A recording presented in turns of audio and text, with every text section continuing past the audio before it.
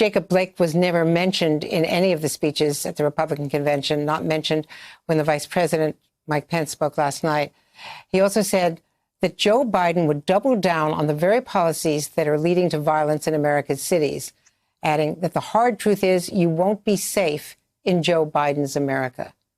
Your response to that? He keeps saying, yeah, Joe Biden's America. Look, while running a video of Donald Trump's America, the problem we have right now is we're in Donald Trump's America.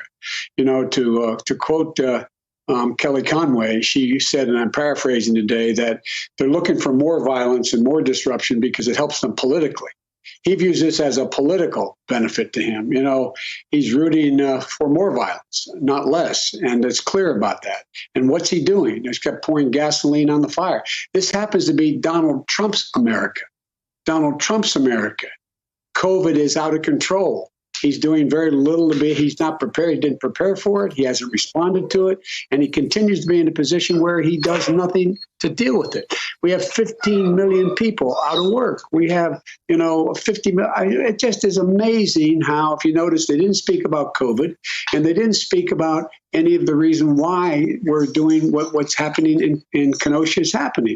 And by the way, I condemn violence in any form, whether it's looting or whatever it is. And by the way, when I spoke to the family, the mom was really incredibly straightforward. She said, "This is not who we are as a family. This is not who my son is. We condemn the violence." And so who's rooting for the violence here?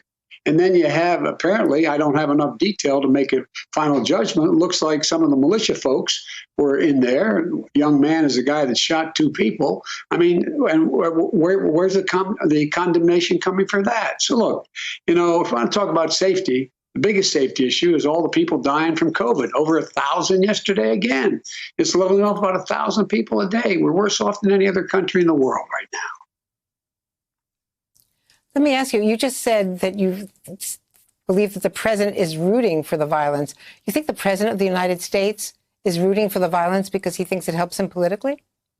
I think he views it as a political benefit. I had a quote here from Kellyanne Conway. She said, "The more chaos and anarchy and vandalism and violence reigns, it's better for us. It's a very clear choice it presents for us."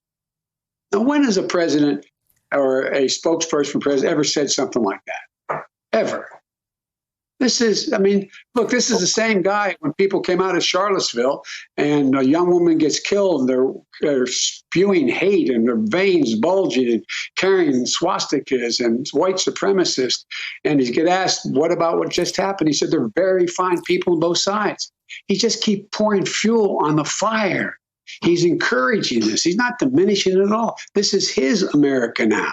And you want to end where we are now, we've got to end his tenure as president. Hey there, I'm Chris Hayes from MSNBC. Thanks for watching MSNBC on YouTube. If you want to keep up to date with the videos we're putting out, you can click subscribe just below me or click over on this list to see lots of other great videos.